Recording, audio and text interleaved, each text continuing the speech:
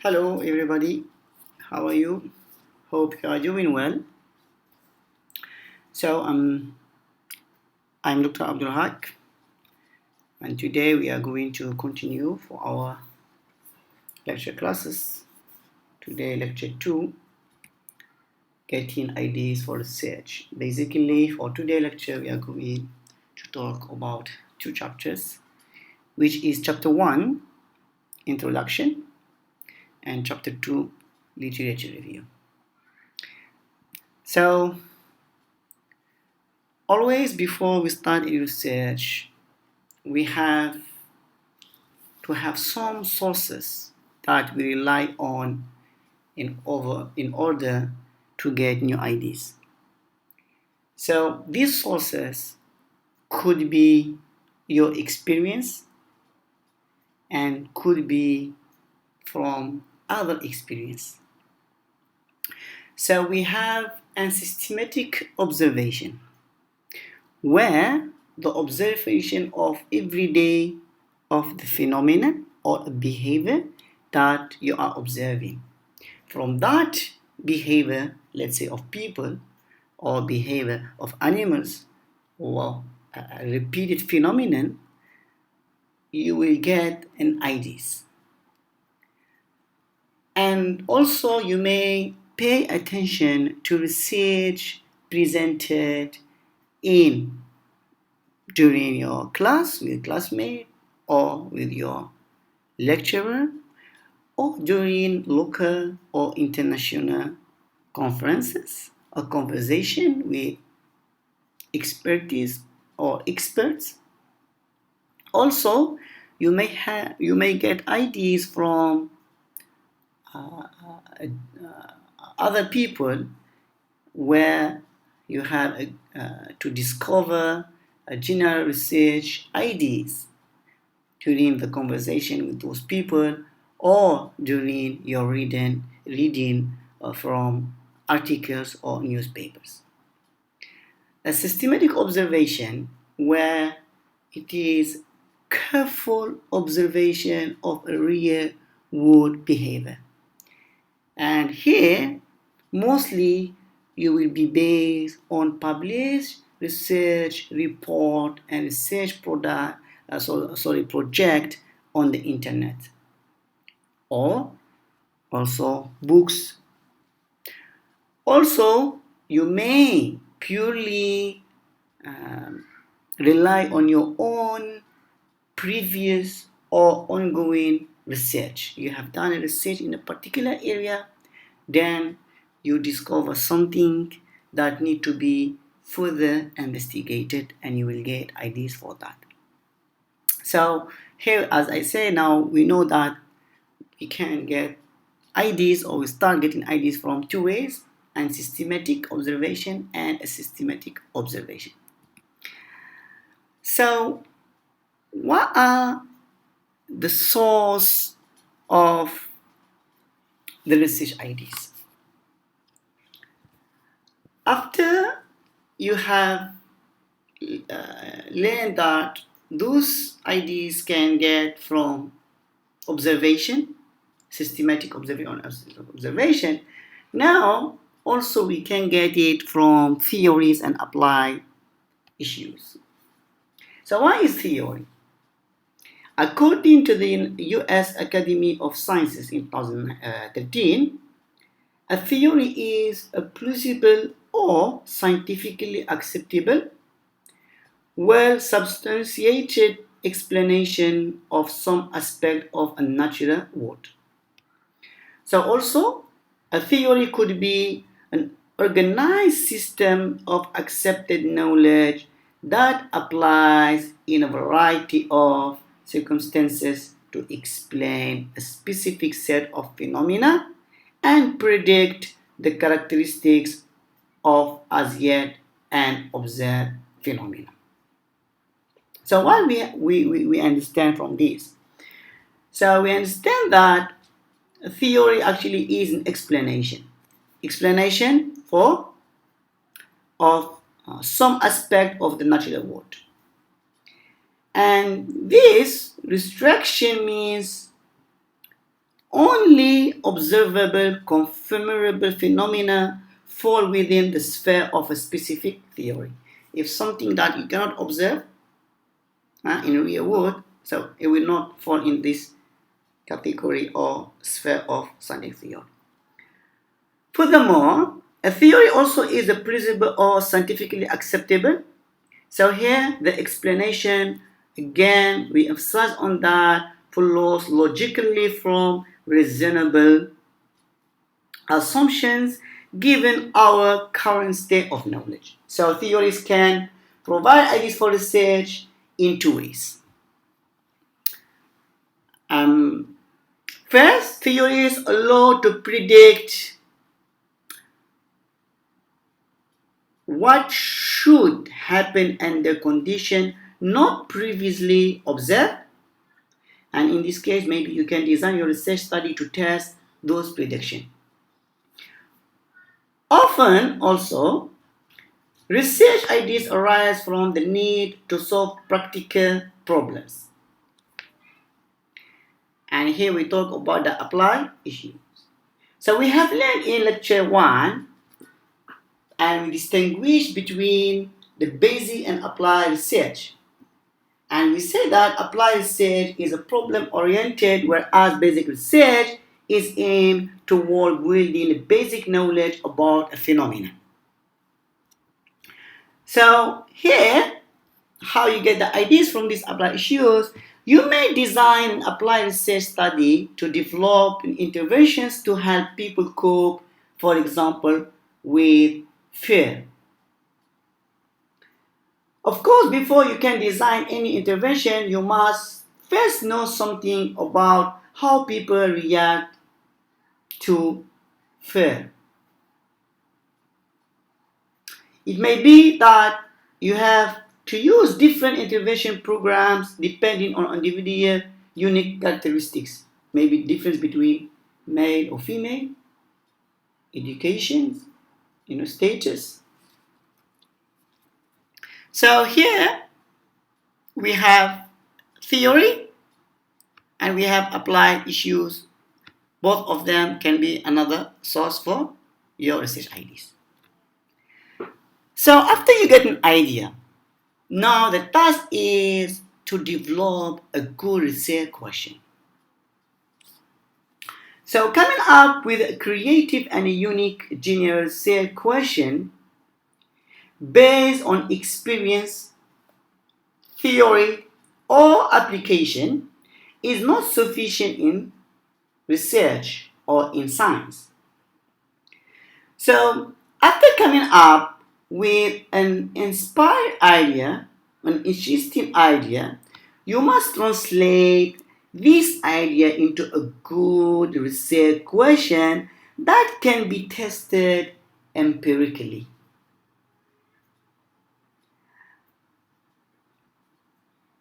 So in this here slide, we will describe how to identify a good research question and suggest what kind of questions are likely to be important. First, the first asking answerable question. Here. So the first step in developing a workable research question or research project is to ask the kind of question that you can answer with a scientific method, with a systematic method. Not all questions can be in that way. So here are a few questions that cannot be answered by scientific method or means. For example, does life after death exist? We cannot scientifically prove that. Why is there suffering in the world? Why people suffer? What is the suffering? So also you cannot. Are there human abilities that cannot be measured? So this is all an unanswerable question via a scientific research. The second, we ask an empirical question. empirical question can be answered with an objective observation. So the predicting questions are not answerable by scientific means because you can't find the answer through an objective observation. To be objective, a question must meet three criteria. First, you must be able to make the observation under precisely defined conditions. Second, your observation must be reproducible when those same conditions are present again. So you get the same result. Third, your observation must be confirmed by others. So other researchers who do similar research investigation or ask similar questions, they should come with similar result to confirm your finding. A question also you can answer with an objective observation is called an empirical question. So we have some, for example, of the empirical question. Do male and females cope differently with fear? Once male and female feel scared, they cope differently or the same? Do men and women prefer different specs in purchasing smartphones? Do or does a deprived early environment result in a lower intelligence? Or is punishment an effective tool in socializing children? So all these questions can be answered through an appropriately designed and executed research.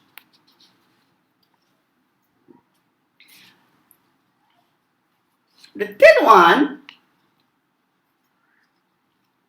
or before we go that, unlike the first set question that cannot be answered scientifically, the second set that I just now described identifies variables that you can define in terms of observable characteristics. For example, the question whether male and females cope differently with fear asks about relationship between the two observable variables. You ask about gender and coping skills or coping with fear.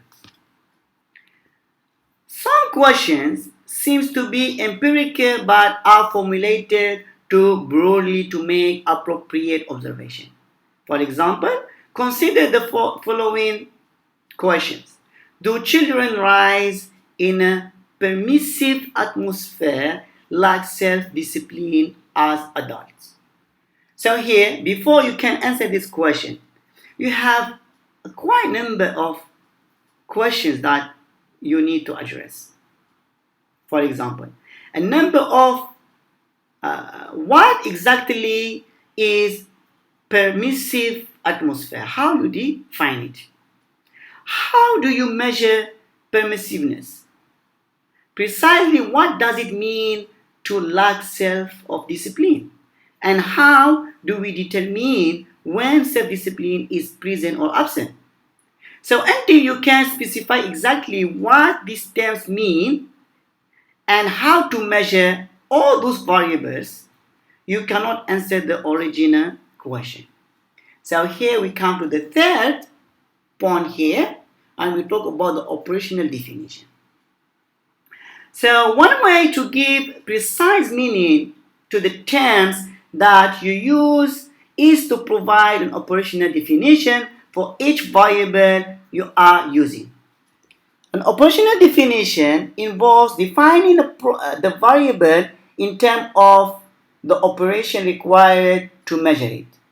So defining variables operationally allows you to measure precisely the variables that you include in your study and to determine whether the relationship exists between them. So for example, for just now an example of children that we give, you could operationally define permissive parenting in terms of the frequency that parents discipline their children. for a bad behavior. You could operationally define lack of self-discipline in an adult as the number of uh, reprimands a person receives at work for a late or a sloppy work. With this precise definition, you are now in a position to conduct a study to see if increased parental permissiveness is related to decreased adult self-discipline in the hypothesized way.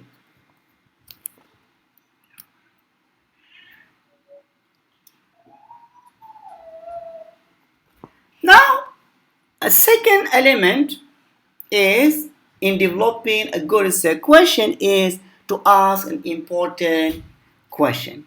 Question must justify the expense and time involved in doing research.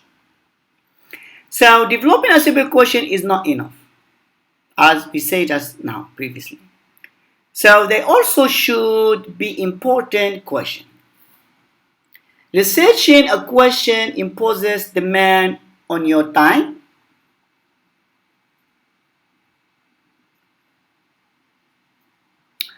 financial resources, and institutional available space to do the research.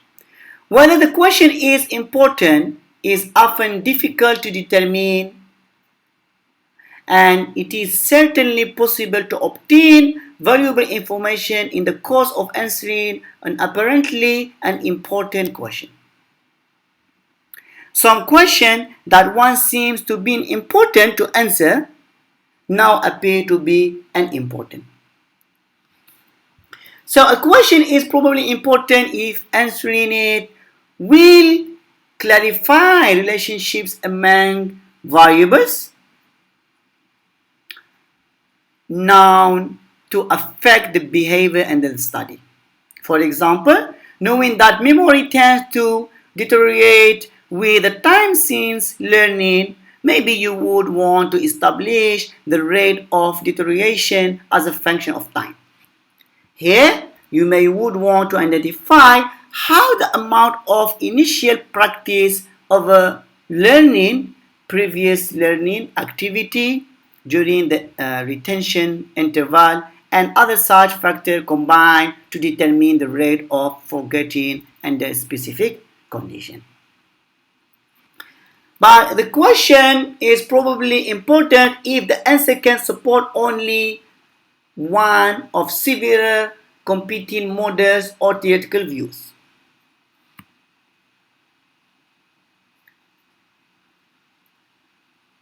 Developing and testing such questions is at the heart of a scientific method. To answer to such questions allow you to home in on a proper interpretation of the data. Also, on the negative side, if the theories underlying testing are later discarded, research design is to test them may become irrelevant unless the findings demonstrate a clear empirical relationship that other theories must explain. Another one, a question probably is important if its answer leads to obvious practical application. The last one is there.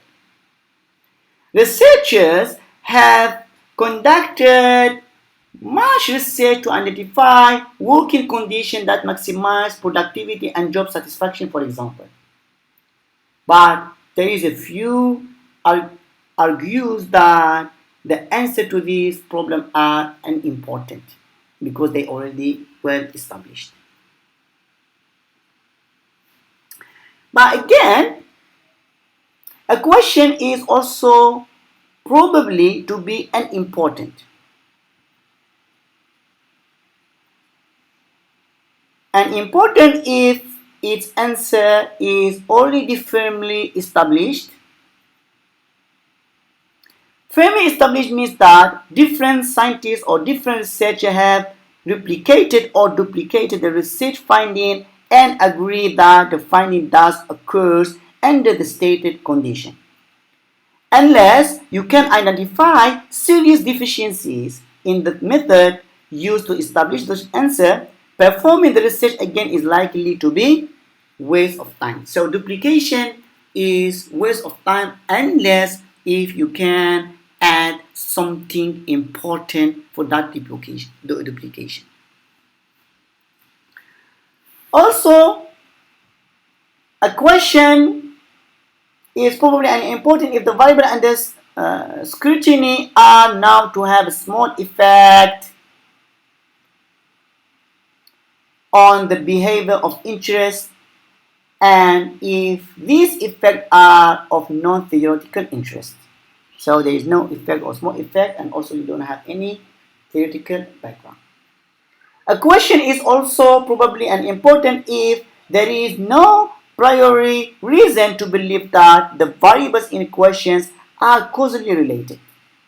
So you don't have a strong theoretical background to relate these variables to each other. Research aims at determining whether the temperature of a room affects memory recall for phases may turn out to have surprising and useful results. However, without a reason to expect relationship, such research amount to a fishing expedition that is unlikely to pay off. Your time would be better spent pursuing more promising leads. When you have identified your research idea, the next step is to develop the point at which you can specify testable hypotheses and define a specific model to be used to test this hypothesis. You accomplish this step by identifying and familiarizing yourself with research already conducted in your area of interest, an activity called reviewing literature. So we know how to review the literature review and evaluate the research report in the following slides. But before, I would like to discuss about the component or the structure of chapter 1. So basically, we have 6 elements that must be available in chapter 1, which is background of the study, problem statement, research object and research questions, scope of the study, significance of the study, and organization of the study. In the background of the study, we talk or you describe that phenomenon, you describe the issue to come out with a problem statement. So what is the problem statement? A research problem are always linked to a more general set of problems. So it is useful to separate the problem statement into parts. You have the general problem or problematic situation, and you have a specific problem or researchable problem. So always you remember that your research problem or problem statement must be researchable. Because if you be based on general problem, it is so good and you cannot really finish it, or you don't have the scientific way or the correct mechanism to address it. So you have to know that problem to be very specific. Note that the specific problem is not necessarily small, but rather it must be precisely specified and capable of being addressed with available resources. I give you an example. Poverty is a problem, but it is a general problem. So if you want to study about poverty, you may have a specific problem in poverty. For example, you may examine only pro-poor policies. How to design policies that are pro-poor, that need to tackle poverty, that need to help poor people.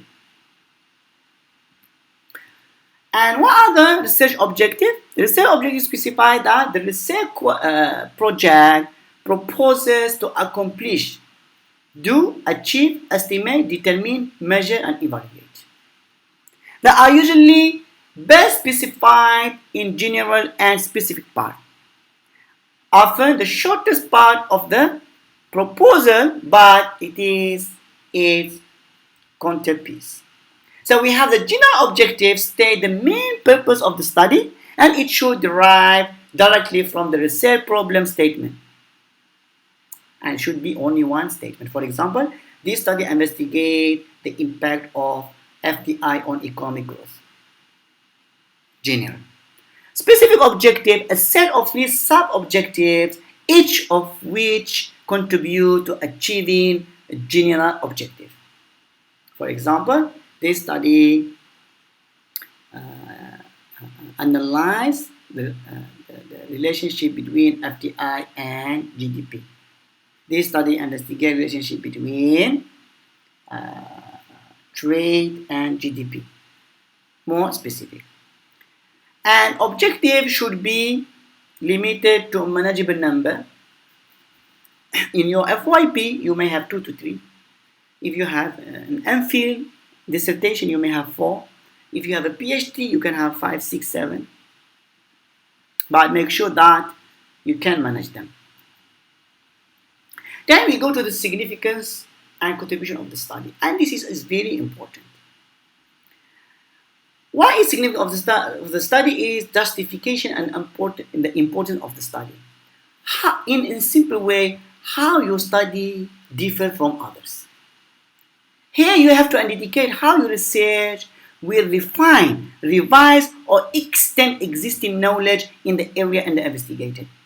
What is the new in your study?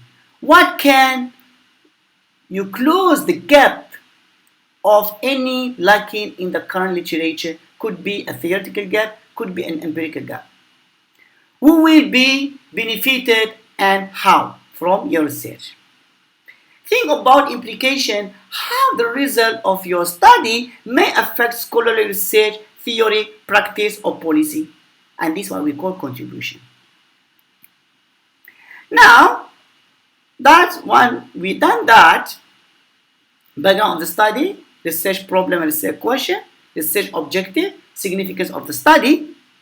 Then we are done with chapter 1. So we go for chapter 2, where we survey the literature review, or we discuss and criticize previous work.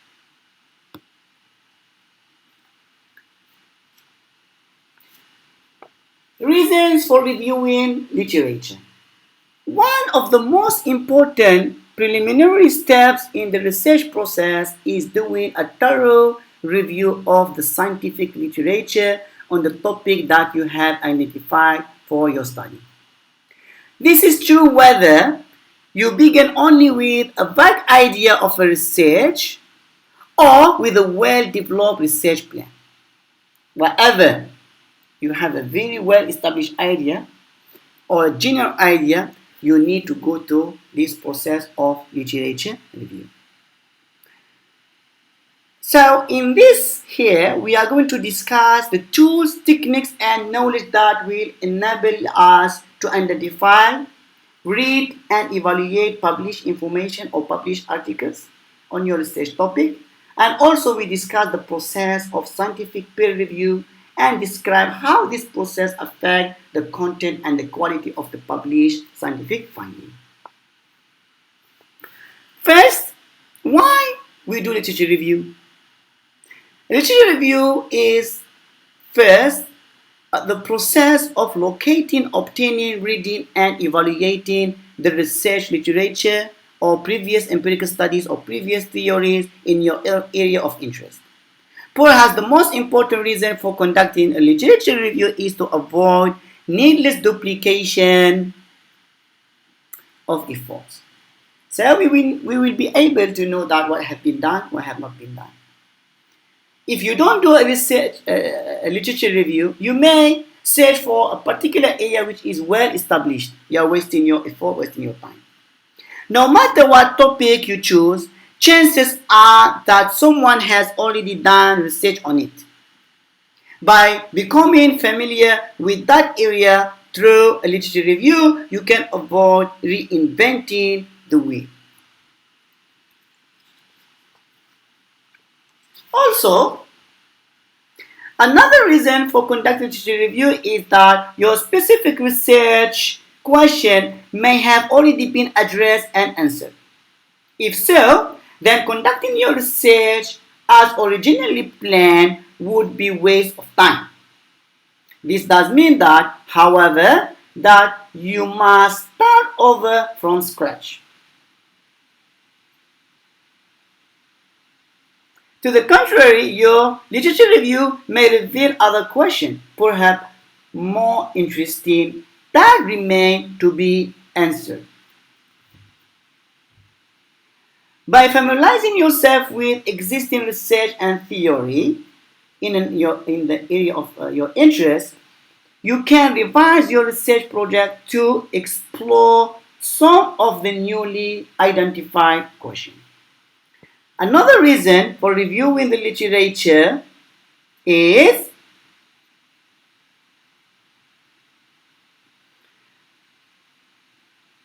to design a phase of your research. So designing materials or what procedures to use. Published research provides you with a rich resource for addressing this important design question. You may find, for example, that you can use established procedures to and existing materials to advance your research. This could be also reviewing literature review also keep you up to date on current empirical and theoretical controversies in a particular research area. As a research progress, new ideas develop concerning age-old behavior issues or whatever a particular area. So when you do literature review, you keep yourself updated. You will know what existing theories that tackle that problem, what previous empirical studies have found, what they have not found, and how you are going to advance this. Source of research information. So, source of research information about a topic range in quality from the high level found in scholarly books and journals published in a good database to a lower level found in magazines and newspapers. So you can use scholarly well-established journals and books, and you can use periodical, we call them periodical differ in target audience and level coverage, where we use newspaper and magazines. Although information presented in magazines and newspaper may also arouse your curiosity and suggest a topic for scientific research, you find it a very interesting idea. But you cannot count on that information to be accurate or even true. Sometimes popular writing found in magazines such as Time may provide more reliable information from scientific sources, but the information presented generally lacks of details that would allow you to determine much beyond the major conclusion offered. So more substantive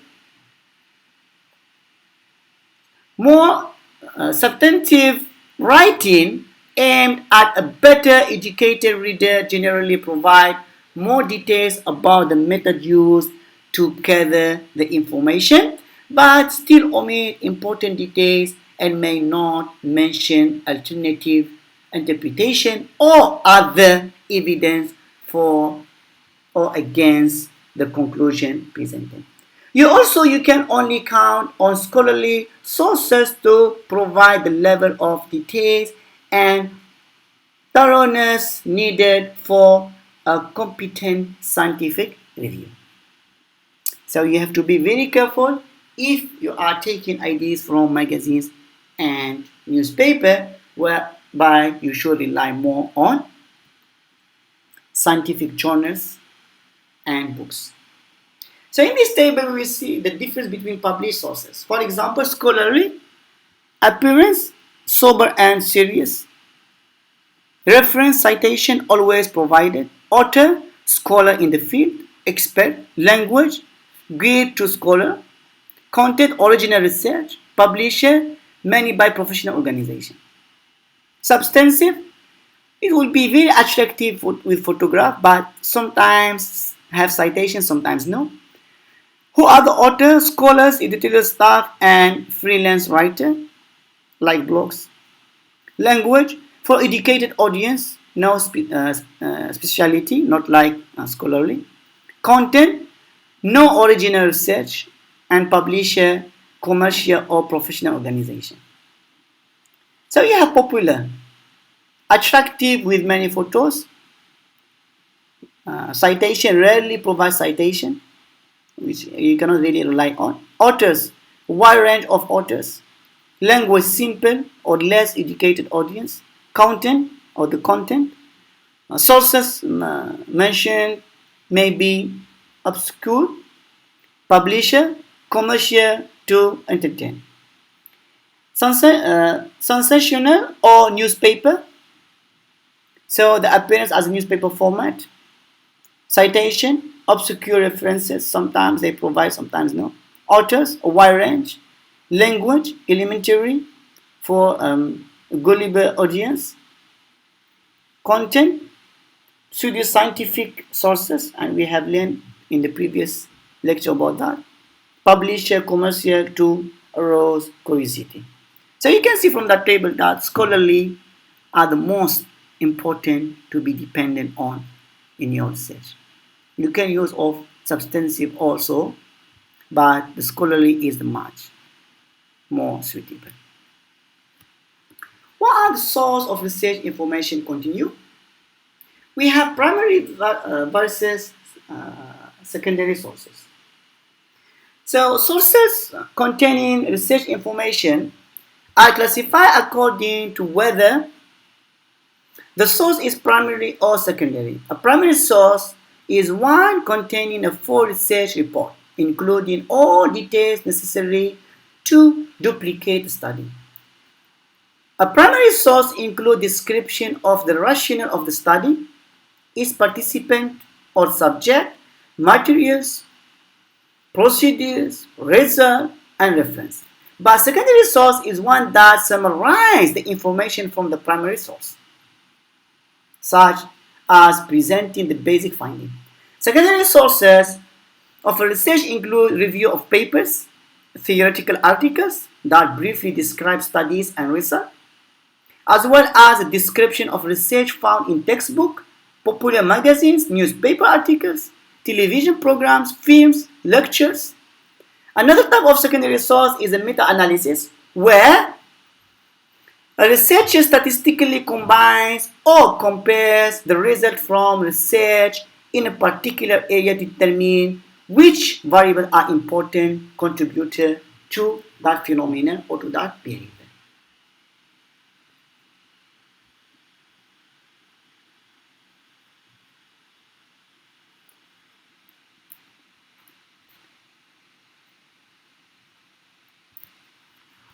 Distinguishing primary from secondary sources is important, and as I know so far, students usually often rely too heavily on secondary sources, perhaps because it can be very tough task for them to read the primary source research report.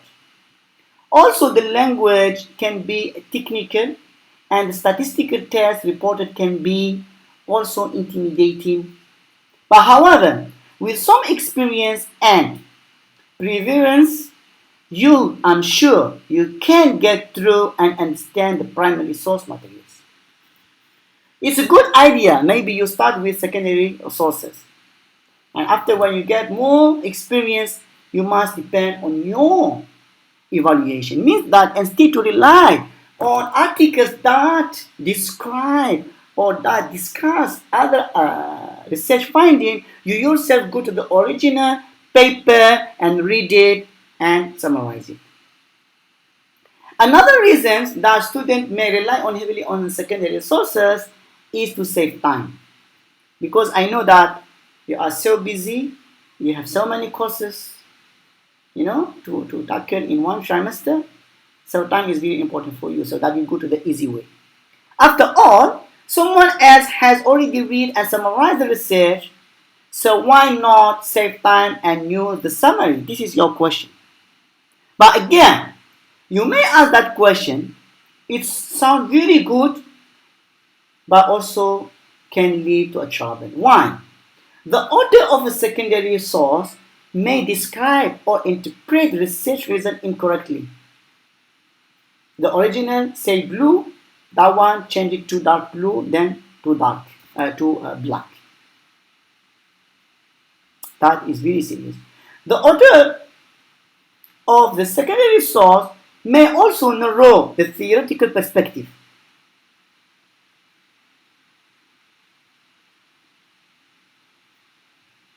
He also may describe,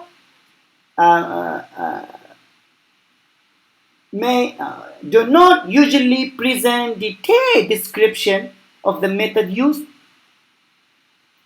so you will not know exactly what the primary research method they are using and the procedure. You must know the details of the method used in a study before you can evaluate its quality and importance. The only way to obtain such detailed information is to read the primary source. So, how we get those all? You may review books, maybe general textbooks or more specialized professional texts. And usually we read books for more to establish a theoretical background. Most useful in early stage of literature research, yes, as I said, to establish the theoretical background. Books that provide summary should be treated as secondary sources and should be used with a caution because they may not undergo rigorous review and information may not be up to date. Usually books sometimes written in 80s, 70s, 90s, not like articles. Sometimes you find an article just published only last month or last week. This is the most preferable scholarly journal. Why? Because provide current research and theoretical views. So one should prefer referred over the non-referred resources. Paper submitted to referred journal undergo a review by 2 or more reviewers, at least 2. Rigorous review that only when they are satisfied, they publish it. But papers submitted to a non-referred journal do not undergo review. And I have so many other colleagues and friends facing that they submit papers to a non-referred journal and does not go for undergo a review, and after, if you want to apply for a promotion, you cannot, because that journal has a question mark. Also, the quality of the journal can be evaluated by consulting journals in psychology or social science, consider the journal citation report. If it is indexed like Social Science Citation Index, or previously we call it ISI or no, Web of Science, Scopus. Using the method of authority, ask a trusted authority about the quality of the journal. This is, we will see it later.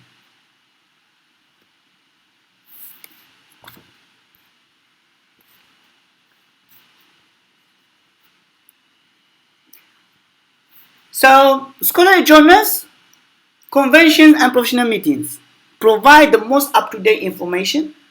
Researchers from many areas present research findings at convention and meetings, conferences. Research may be presented in a paper session, oral session, or poster session. Papers presented at the oral session have a time limit and methodological details may not be reported. You should know that. Advantages of attending paper or poster session is information is from the frontier of research and provide an opportunity to meet other researchers in the field and exchange ideas.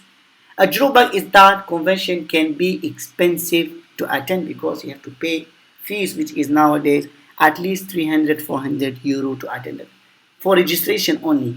Then for your travel, for your hotels, for your food, it will be more expensive. So what are the tools for searching literature? You can, if you are doing psychology, you can use PsycInfo. If you are doing social science or economics, you can use Science Direct. You can use Emerald. You can use Sage, Francis and Taylor and Francis. You can use PubMed if you're the medical one. You can use Web of Science. You can use GSTOR also if you are doing multidisciplinary. You can use Google Scholar, Microsoft Academic Research. But you as a Utarian, you just go to Utah Library and you'll find all the database there. So what is the basic research or the basic strategy for conducting a thorough research? Articles published in scientific journals or books carefully cite the source of ideas or research findings that authors use to support argument, justify conclusion, and so on. The references for this citation appears in references section or biography that appears at the end of the article. Typically, these references will include earlier published work on the same topic as the article in hand.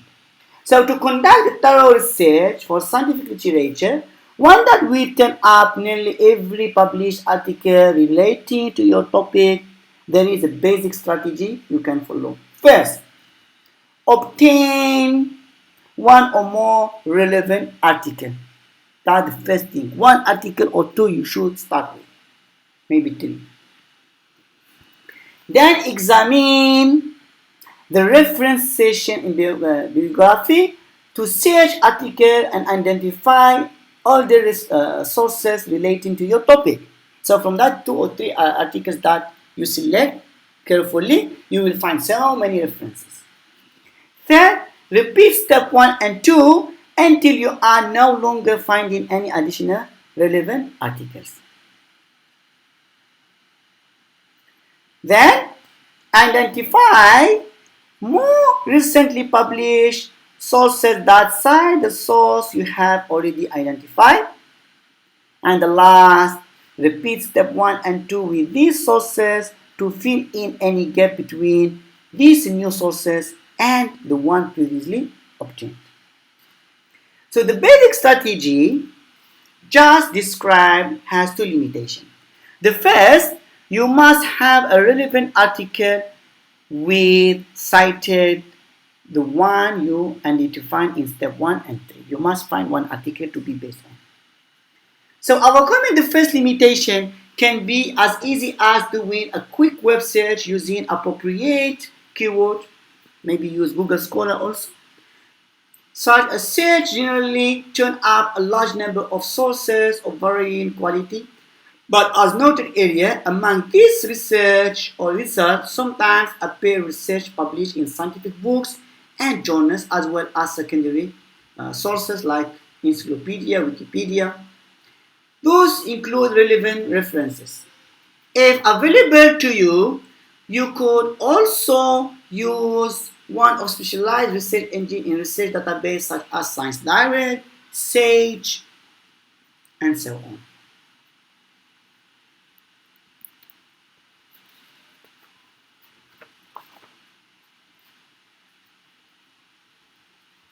So here we have preliminary analysis of the article. The question that first you need to consider before analyzing any article is as follows. What are the author's credential and institutional affiliation? If the authors have a very well background or no? Has the author works been cited by others or no? The more cited is, the better. Is the publication current or dated? If the publication is up to date, that shows that its significance. If it is outdated, it may already answer whatever issues bring that study. Is the work published by a publisher of professional books or journal? Or it is a blacklisted journal. So you have to be very careful. Is the work peer reviewed or no? Usually very good quality journals, they have a very thorough peer reviewed. Those blacklisted, what we call them journals, they don't have a very proper peer reviewed process. Is the source of a scholarly journal or no? So this is what you have first to screen before you go for any analysis of an article.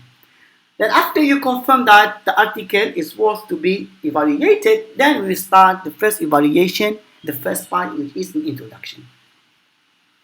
When reading the introduction to a paper, determine whether or not the author has adequately reviewed the relevant literature. That is very important. Were any important paper neglected or no? If some of the papers are neglected, then that shows that this study is not really done a thorough job. Does the author support any assertion with reference citations? In addition, ask the following question. Has author correctly presented the result from previous research? Sometimes when authors summarize previous research, they make errors or select only findings consistent with their ideas. Bias here. Also, as already noted, authors may have a theoretical orientation that may bias their summary of existing research findings. If you are suspicious, look up to the original source and evaluate them yourself rather than you depend on the secondary one. Also, you should determine if the author has cited the most up-to-date materials or just rely on outdated materials. Reliance on other materials may not give you an accurate picture of current research or theory in an area. The second one, does the author clearly state the purpose of the study and the nature of the problem and the investigation? Do the hypotheses logically follow form the discussion in the introduction? And the last, are the hypotheses clearly stated, and more important, are they testable or not? So this is, you must evaluate these 4 questions for every introduction in the paper. The second is evaluating research article, the methods section. The methods section describes precisely how the study was carried out. You may think of this section as a cookbook or a set of directions for conducting the study. It usually contains subsections including participants or subject describing the materials used or describing the nature of the subject sample used, materials or describing any equipment or other material used, and the procedure, which is the most important, describing precisely how the study was carried out. So you should spend considerable time evaluating the method section because some methodology is crucial to whether the findings are valid or not. When reading the method section of an article, evaluate the following. First, who serves as participant in the study? How were the participants selected? Randomly or no? Were the participants all of one race or female, male, or ethnic background, or Malay, or Chinese, or Indian? If so, could this limit the generality of the result, the degree to which the result apply beyond the parameter of the study? For example, if only male participants were used, a legitimate question is whether the result would apply as well to females. So you can generalize that or no? Sure, maybe you cannot.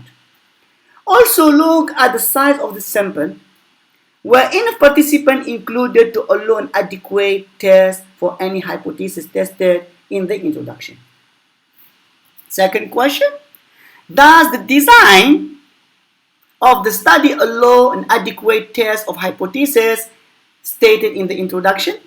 For example, do the level of the independent variables allow an adequate test for hypothesis or not? Is information provided about the reliability and validity of any measure used or not? Third one, are there any flaws in materials or procedures used that may affect the validity of the study? Something wrong? A good way to assess this is to map out the design. We will discuss it later. So when you map out the design of the study and evaluate it against the stated purpose of the study, you can find if there is a methodological flaw or not. Another part is evaluating the result section. So the result section presents the data of the study, usually in summary form. The mean standard deviation, correlations, along with the result from any inferential statistical test applied to the data, like t-test, f-test, analysis of the variance. When evaluating the result section, look at the following questions. 5 aspects. Which effects are statistically significant? Note which effects were significant and whether those effects are consistent with the hypothesis stated in the introduction. Are the differences reported large or small? Look at the means, other measures of center, for example, the median, being compared and know how much difference emerged. So you should note that the effect size, if given, effect size tell you how big a difference is relative to the overall reliability of the score. You may find that although an effect is statistically significant, it is small. Yes, many times you find it significant but very small. A small effect may be meaningful from a theoretical perspective, but of a little practical value. Third, were the appropriate statistic used or no? 4. Do the text, tables, and figures match? Sometimes error occurs in preparation of tables and figures, so be sure to check for accuracy. Also check to see if the author's description of relationship depicted, if any tables or figures matches what is shown or not. The last one, if the data are presented numerically in tables or in text of the article, you should graph those results. This is especially important when complex relationships are reported among variables. If statistics are not reported, determine whether the author has correctly described the relationship among the variables and has indicated how reliability was asserted. Now, we evaluate research article based on discussion section. So, in the discussion section, you will find the author's interpretation of the result. The discussion session usually begins with a summary of a major finding of the study, followed by an author's interpretation of the data and synthesis of the finding with previous research and theory. You also may find a discussion of any limitation of the study. When evaluating the discussion section, there are the things you need to look for. Do the author conclusion follow from the result reported? Sometimes, this is because sometimes oversteps the bounds of the result and draw and warranted conclusion. Does the author offer speculations concerning the result? Because sometimes you will find the relationship positive, but you don't have justification why it is positive. So you have to speculate, assume. In the discussion section, the author is free to speculate or assume on the meaning of the result and of any application. Carefully evaluate those discussions and separate author speculation or assumption from the conclusion supported directly by the result. Some of the conclusion directly supported with evidence, but some of them they could not be supported. They must speculate or assume. Evaluate whether the author strayed too far from the data when speculating about the implication of the result. That's very important. Third, how well do the finding of the study mesh or match with previous research and existing theory? Are the results consistent with previous research or are they unique? If the study is the only one that has found a certain effect, you could be skeptical about the result. You have doubt on that because only one study found that. Others all found something different. The last, does the author suggest directions for future research in the area? That is, does the author indicate other variables that may affect the behavior studied and suggest new studies to test those effects of the variables?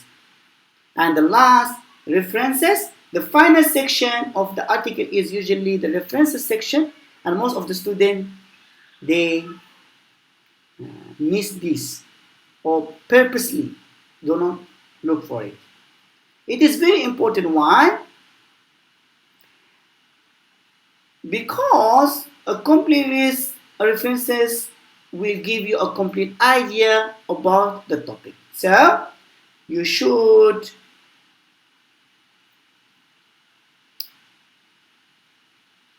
check the reference list carefully and see if those references are related or are relevant to what has been discussed or not. If the references list is not relevant to what has been discussed, that means the study has also doubt.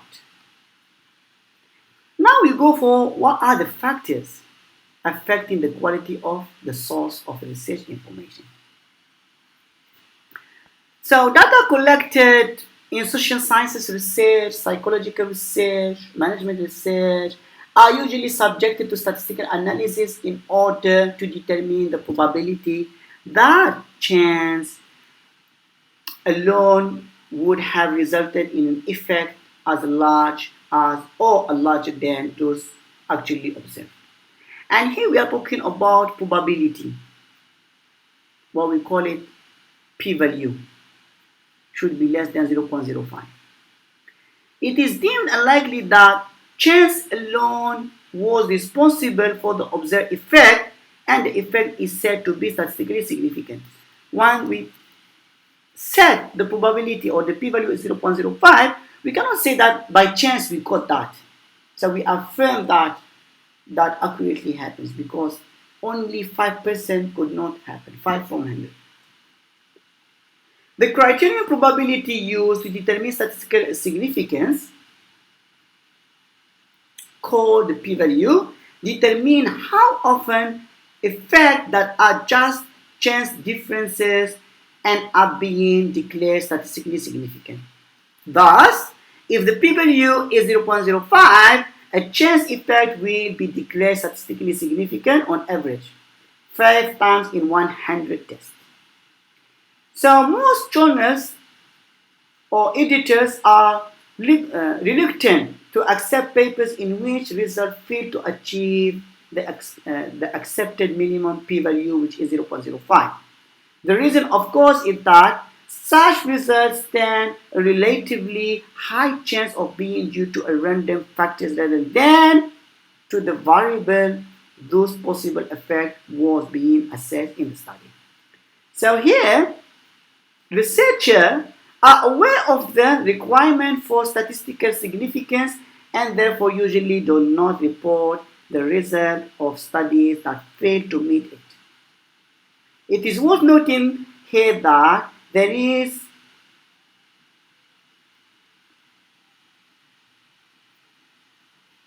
a movement to abandon statistical significance as a criterion for publication. Siegfried 2015, for example, in Journal of Basic and Applied Social Psychology, changed the editorial policy and that the p-value will be no longer published because they don't think that it is important.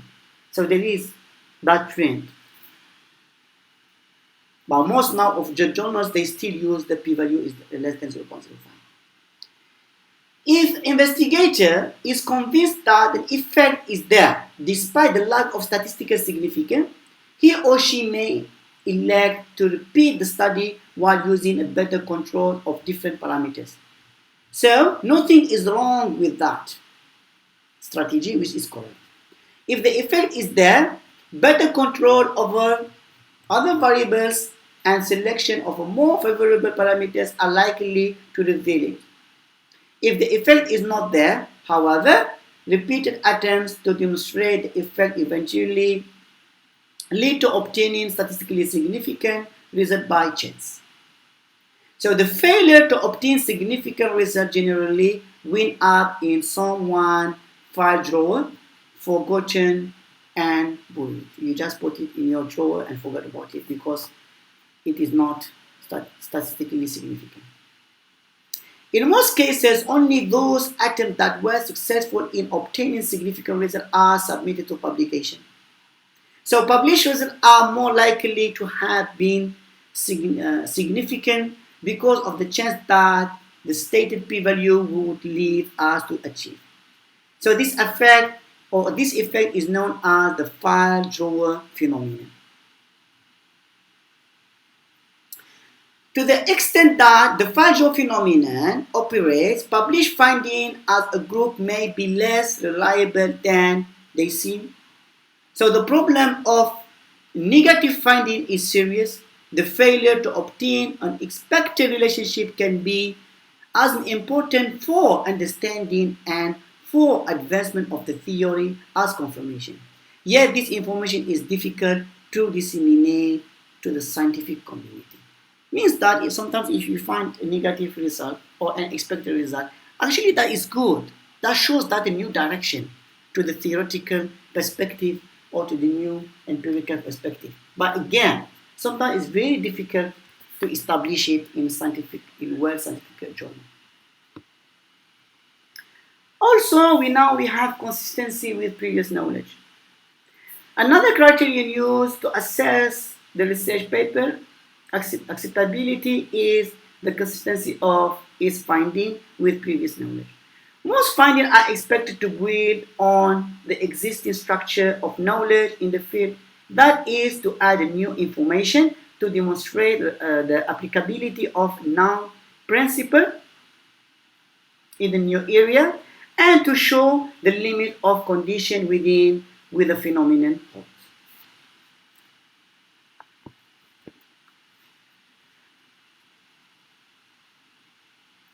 Findings that do not make sense with the current expected framework are suspect. When the currently expected framework has been supported, then such anomalous findings call into question the study that generated them rather than the framework itself. So, since those findings are abnormal, so we blame the question itself rather than the framework. Reviewers and editors are likely to give the paper an especially critical appraisal in an attempt to identify faults in the logic and implementation of the design that may have led to an anomalous result. Ultimately, some reason may be found for rejecting the paper. So the editors and reviewers will be very strong supporting to the framework or to the theory. So they will reject the paper because the paper come against that framework or against that theory. So again, we talk about significance of the contribution. When determining whether to accept or reject the paper for publication, editors and reviewers must assess the degree to which the findings described in the paper contribute to the advancement of the existing knowledge. How much you advance the knowledge. At one time, papers may consider acceptable even if they reported only a single experiment involving simply an experimental and a control group. A researcher could publish a number of papers in relatively a short time, but each contributed little new information to a new existing knowledge. But today, things change. Journals usually insist that the paper report a series of experiments or at least a parametric study involving several levels of two or more variables. For example, a paper may report a first experiment that demonstrates relationship between two variables. Several follow-up experiments may then appear that trace the effective range of the independent variable and test various alternative explanations for the relationship.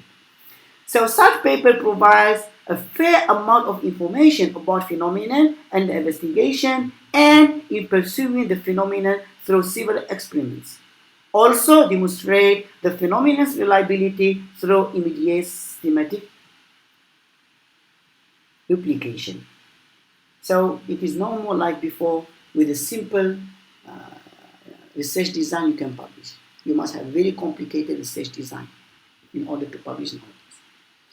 The editorial policy also is yet another factor that can influence what appears in journals. Frequently, an area of research becomes hot, resulting in a flood of articles in the area. For example, now we're talking about COVID-19. There is so many papers I have submitted about COVID-19.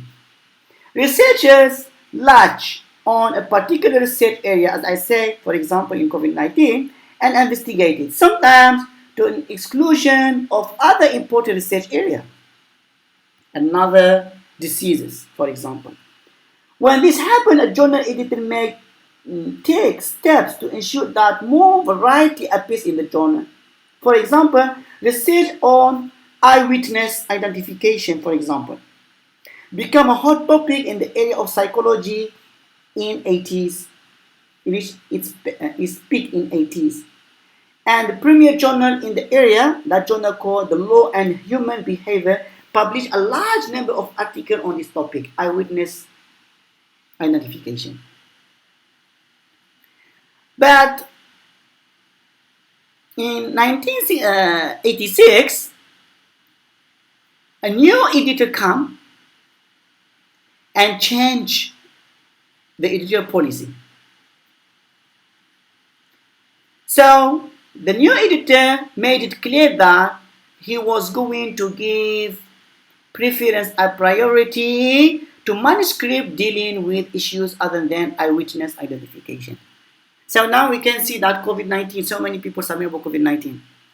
Come a time that maybe you submit about COVID-19, no one will accept your paper. It's already saturated, a lot of information about that. So editorial policy also can show itself if the editor enters an intended bias into a review system. The editor is the one who decides whether the paper will be sent for review process or no, if the paper will be published or no. If the editor has a bias, say, toward a particular theory, that editor may be unwilling to publish the article that do not support that theory. So that also could be another issue. Developing hypothesis.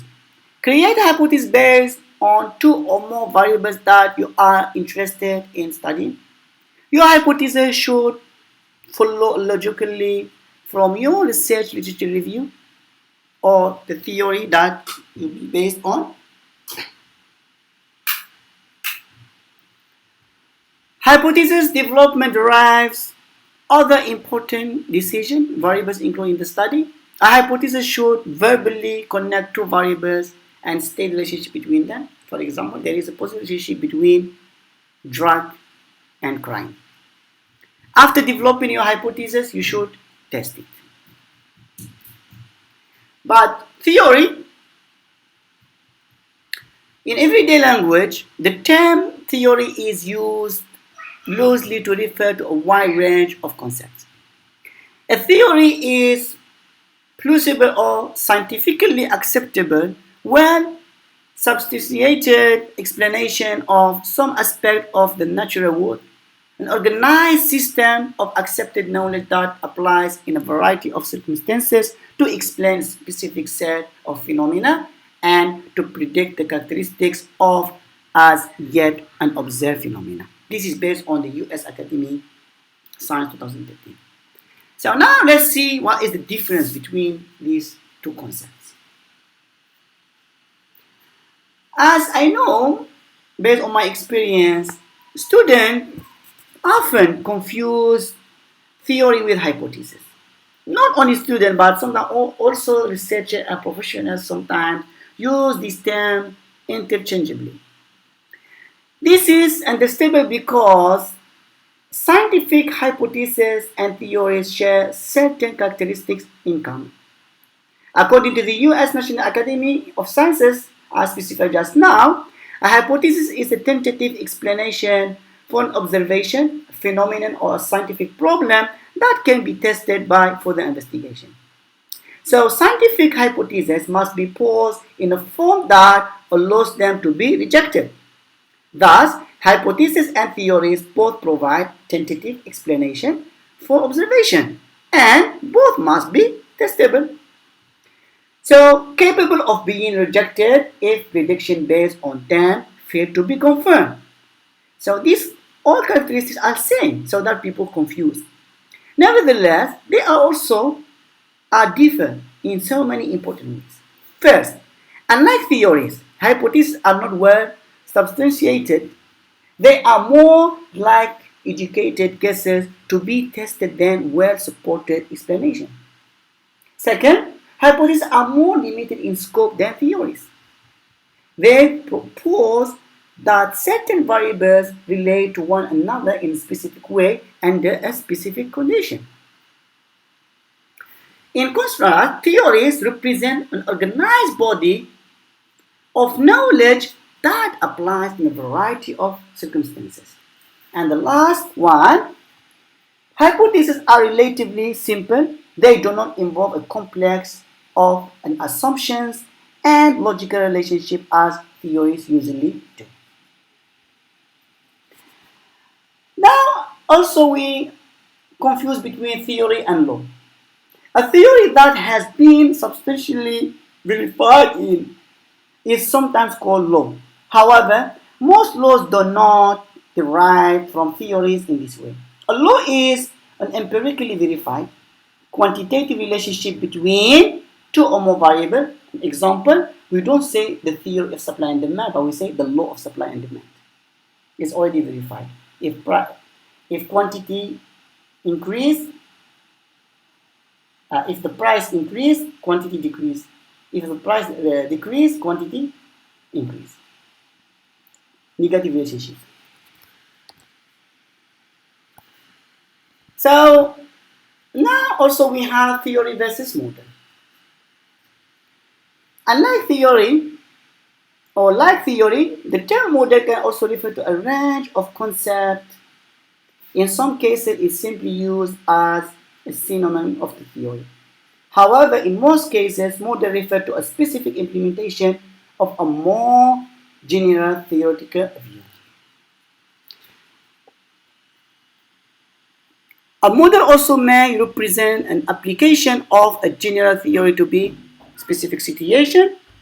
For example, a computer model is a set of program statements that define variables and how they change over time or trial. So we go to the next step and we now differentiate between quantitative theory and qualitative theory. We have to that. Quantitative theory defines the relationship between variables and constructs a set of mathematical formula. You will find so many mathematical formulas and relate numerical values to variables to one to another. Like for example, GDP equal as beta 0 plus beta 1, FDI plus beta 2, export plus beta 3, import. That is numerical formula or mathematical formula. Qualitative theory still relationship between variables in a verbal than in mathematical terms. For example, they will say theory, growth theory, or environmental theory. The more economic growth, the more pollution. So in a verbal. Level of description of the theory, we have descriptive theory also. And here merely describe a relationship between variables and weakest from explanation. But the analogical theory explains the relationship among the variables through an analogy of well understood models and also can provide conceptual organization for data and predict an expected relationship. Then we have fundamental theory, propose a new structure to explain relationship among the variables, and this is the highest level of theory and common in psychology and social science. The domain of the theory, we have the scope. So the domain or the scope of the theory is a range of situations to which the theory may be legitimately applied. Can be a wide or a narrow. Chances of dealing adequately with a range of phenomena are better for a small area of behavior than a larger area, and concepts invented to deal with one area may have no relationship to those invented to deal with others. So what are the rules of theory in science? First, understanding. Highest rule in science, theory help you to understand phenomena better. Explain the complex relationship between the variable between the constructs. Prediction. Theory provides prediction about behavior under varying circumstances, different conditions. Prediction are tested empirically. A has positive relationship with B. A positively impacted B. Organizing and interpreting research results, a theory can provide a framework for understanding research. It helps you. Research result can be interpreted based on the theory. When you have finding, we say this finding is supported by the theory or not. Generating research, a theory is the source of a new research idea known as the heuristic value of a theory. A theory can be wrong but can still have heuristic value. Why? Because it will give you a new direction. Theory say relationship between A and B positive. If this assumption met 1, 2, and 3. But you will find that in another setting, A and B are not always positively related, but it is no relationship between them because it must have another assumption to be met. So a new knowledge. Now we go for the characteristics of good theory. So many theories have been advanced to explain behavioral phenomena. Some of these theories have stood the test of time, whereas others have fallen by the wayside. Whether or not the theory endures depends on several factors including the following. First, ability to account for the data. To be of any value, the theory must account for most of the existing data within its domain. Note that the amount of data is most rather than all because at least some of the data may in fact be unreliable. The theory can be excused for failing to account for erroneous data. However, a theory that fails to account for a well-established fact within its domain is in serious trouble. Then we have the second, explanatory relevance. A theory also must be or must meet the criterion of explanatory relevance. That is, the explanation for a phenomenon provided by a theory must offer a good ground for believing that the phenomenon would occur under the specified condition. If a theory meets this criterion, you should find yourself saying, oh, but of course, that was indeed to be expected under that circumstances. If someone was to suggest that the rough sleep you had last night is because you wear a color socks, so you would probably reject this theory, and tell him that what is the relationship between the color of my socks and my sleep? There is simply no good reasons to believe that wearing a color or a colorful socks would affect your sleep. To be adequate, the theory must define some logical link between socks and sleep. The last, testability, a condition that every scientific theory must meet in is testability. A theory is testable if it is capable of failing some empirical test. That is a theory-specified outcome under particular condition, and if this outcome does not occur, then the theory is rejected. Then we have prediction of a novel event. A good theory also should predict a new phenomenon. Within its domain, a good theory should predict phenomena beyond those for which the theory was originally designed. Strictly speaking, such predicted phenomena do not have to be new in the sense of not yet observed. Rather, they must be new in the sense that they were not taken into account in a formulation of the theory. So when they formulated the theory, we did not consider that. Then parsimony, which is already discussed about it in the last lecture. So we know that the law of parsimony, simply put, a theory should account for a phenomenon within its domain in the simplest term possible and with the fewest assumptions. If there are two competing theories concerning behavior, the one that explains the behavior in a simplest terms is preferred under the law of parsimony. Parsimony means that extreme unwillingness to spend in a dictionary.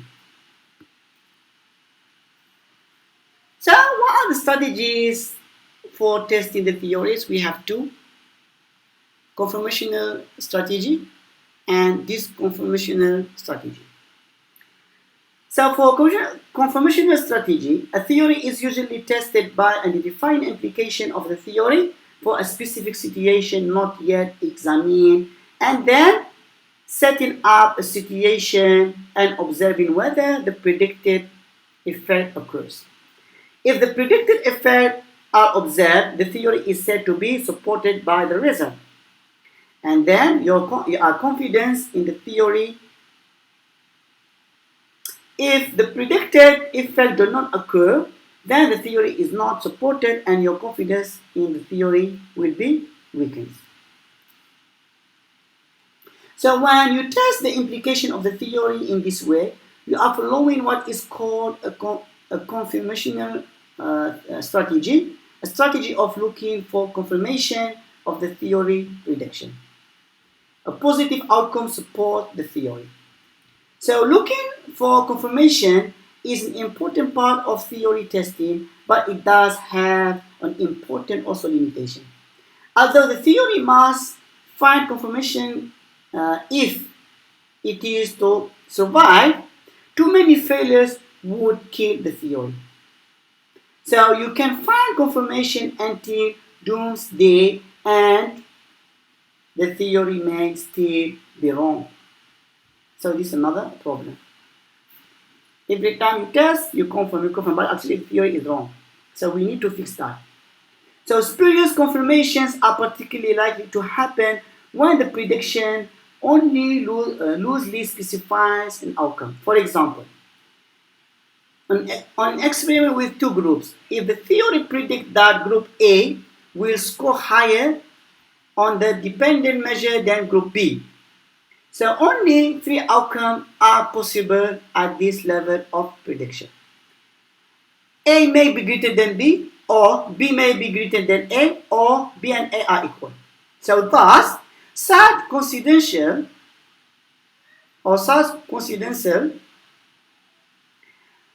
support becomes less likely as the prediction of the theory become more precise. For example, if the theory predicts that group A will score 25 plus or minus 2, so points higher than the group B, it is fairly unlikely that the difference in this direction and within this range will occur by coincidence. Because of the relationship, confirmation of the theory prediction has a much greater impact on your confidence in the theory when the predictions are precisely stated than when they are loosely stated. So for that reason, we have to come to the following one, which is this confirmation strategy. So even when a theory prediction are relatively precise, many alternative theories could potentially be constructed that would make the same prediction within the state margin of error. So because of this fact, following a confirmation strategy is not enough. Could be also misleading. To test a theory requires more than simply finding out if its predictions are confirmed or not. You also must determine whether outcomes not expected according to the theory do or do not occur. If theory says A should not be happen, but if A happen, that means theory is wrong. If does not happen, that means correct. This strategy follows this form. If A is true, the theory is correct, then B will not be true. A certain outcome will not occur.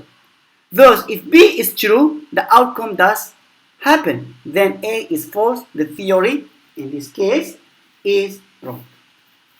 Because the positive result will disconfirm rather than confirm the prediction, this way of testing of the theory is called disconfirmational strategy. But using confirmational and disconfirmational strategies together will be much better. Adequately testing a theory requires using both confirmational and disconfirmational strategies. Usually, you will pursue a confirmational strategy when a theory is fresh. The theory can predict or explain a phenomenon within its domain with reasonable precision. If the theory survives this test, you will eventually want to pursue this confirmational strategy to make your confirmation more robust. The objective during this phase of testing is to determine whether outcomes that are unexpected from the point of view of the theory nevertheless happen. If it's happened, that means theory is wrong. If it does not happen, that means theory is correct. If an expected outcome do occur, it means that the theory is incomplete, and therefore it will have to be developed further so that it can account for the previously unexpected outcome. Or it will have to be replaced by a better theory.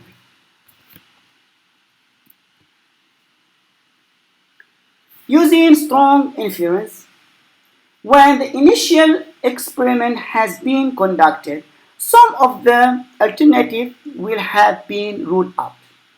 You then design the next experiment to decide among the remaining alternatives.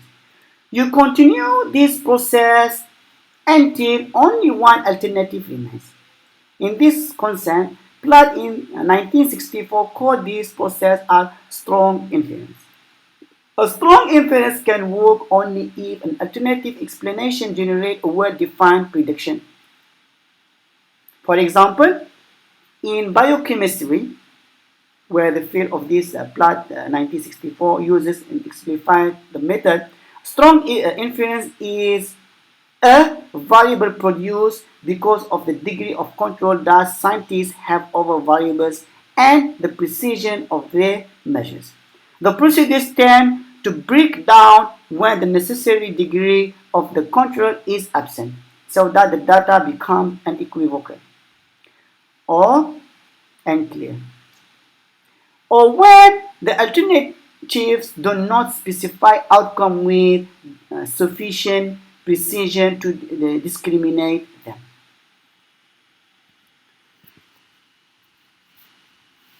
So theory-driven versus data-driven research. Now, you are going to be driven by the theory or by the research. The quest for theories of learning once drove psychological and social science research. Learning theories become very complex, so researchers began to question whether the time was right to grant theories or not. Some researchers, for example, Skinner, argues for a theoretical approach to research where research will focus more on functional relationship among the variables rather than of the theories. Means once you establish a relationship between variables, that's it. No need to have a very strong theoretical background. So this could be the trend in future. So after finishing all the explanation of the theories, hypotheses, concept models, peer reviews of the articles, books, now we go to the structure of the literature review. So put in mind, your chapter 2 should consist of the following. First, you discuss relevant theories of your topic. You ask how the proposed constructs or the variables or the factors affecting your dependent variable are developed. How those variables are developed. Critically discuss how relevant theories explain the relationship between the construct or the factors or the variables. What are the limitations of these theories, approaches, model? How previous research critics to these theories, approaches, and models compare the proposed approach framework models to your study with other relevant theories and concepts. So the first section of your literature review will be about theory. Then show how the proposed construct variables are measured using literature review. Or also you can use empirical studies. Then provide a solid theoretical base to justify your hypothesis or to develop your hypothesis. Use previous now empirical studies, second part, empirical studies, and link them to the solid theoretical background. The review should not read like a series of definition and disjoint summaries of previous empirical studies. You do not just summarize and report the finding and the methodology, but your literature review should be written in a way that critical discussion of relevant theories, concepts, and previous empirical studies should be provided. So, in that way, you should ask the following question. Where are the inconsistencies or other shortcomings in research related to your topic? How this study could advance the current knowledge? Are there any other important evidences lacking, inconclusive, contradictory, or too limited? How this study will solve this problem? What contribution can the present study be expected to make? What research design or method seems unsatisfactory in previous research? So then after all your variables and factors in this research need to be theoretically and empirically discussed and justified, therefore you develop your hypothesis. After critically discussing the issue theoretically and empirically, then you will be able to identify the research gap or limitation of the previous research. You can have theoretical gaps or empirical gaps. You should also explain with justification how this study will address these gaps and limitations. So this is for the structure of your chapter 2. So for that, I come out to the end of this lecture. Thank you very much. If you have any question, please ask your question and write them down on the comment. I will address all those questions as soon as possible, and I hope that you understand the concept of chapter 1 and chapter 2. And if you still have doubt, you can contact me via email also. Thank you very much and goodbye.